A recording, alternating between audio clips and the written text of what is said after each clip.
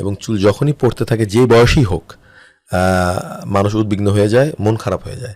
এবং চুল পড়ার আসলে মন খারাপ হওয়ার কোনো বয়স নাই। আমি অনেক বয়স্ক মানুষদেরও দেখেছি যে চুল হারিয়ে যাওয়ার দুঃখটা তাদের আছে।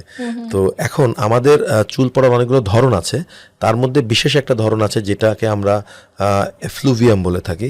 এক্ষেত্রে দেখা যায় মাথার ত্বকের হেলথটা খুব ইম্পর্টেন্ট। আমাদের মাথার ত্বকে অনেক ধরনের রোগ হয়, যেমন আমরা যেটাকে ড্যান্ড্রাফ বলে থাকি বা সেবোরিক ডার্মাটাইটিস বা খুশকি হয়, অনেকের ক্ষেত্রে ত্বকে ফাঙ্গাল ইনফেকশন হয়, এক্সেসিভ অয়েল হয়। এই বিষয়গুলো থাকলে দেখা যায় যে হেয়ারের হেলথ ডিস্টার্ব হয়, হেয়ার পড়ে, গ্রোথ কমে যায়। স্ক্যাল্পের বিভিন্ন সমস্যার কারণে যে চুল পড়ার ঝামেলাটা তৈরি হয়, সেটা থেকে আসলে পরিত্রাণের উপায় কি কি চিকিৎসা রয়েছে? আসলে চুল পড়া স্ক্যাল্পের সমস্যা একটা কারণ, হরমোনাল ইস্যুজ আছে, আরো অনেকগুলো বিষয় আছে। আমরা প্যাটার্ন হেয়ার লস বলি, যেটা ছেলে এবং মেয়ে উভয়ের ক্ষেত্রে হয়। ছেলেদের ক্ষেত্রে মাথার দুপাশ দিয়ে চলে যায়, তারপর মাথা টাক হয়ে যায়।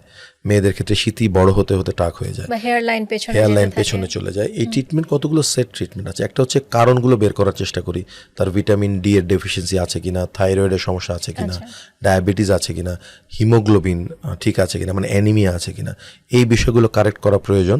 আর আমরা কিছু ওষুধ খাওয়ার এবং ব্যবহারের দিয়ে থাকি, যেমন মিনক্সিডিল একটি ওষুধ আছে যেটা নারী পুরুষ উভয়ের ক্ষেত্রে দেওয়া হয়, খুবই কার্যকরী একটি ওষুধ। এর পাশাপাশি কিছু খাওয়ার ওষুধ আছে, এটা নারী পুরুষের ক্ষেত্রে ভেদাভেদ আছে। যেমন ফিনেস্টেরাইড, ডিউটাস্টেরাইড জাতীয় ওষুধগুলো ছেলেদের ক্ষেত্রে দেই, মেয়েদের ক্ষেত্রে কিছু এরকম খাবারের ওষুধ আছে। আর এর পাশাপাশি এই ওষুধ এবং স্প্রের পাশাপাশি অনেক সময় দেখা যায় আরও কিছু ইন্টারভেনশনস করে থাকি, যেমন আমরা পিআরপি থেরাপি করি, লেজার বা লো লেভেল লাইট থেরাপি আছে, তারপর আমরা এখন স্টেম সেল থেরাপি করছি, ট্রান্সপ্লান্ট আছে। তো এই ট্রিটমেন্টগুলি সাধারণত আমরা হেয়ারের জন্য দিয়ে থাকি।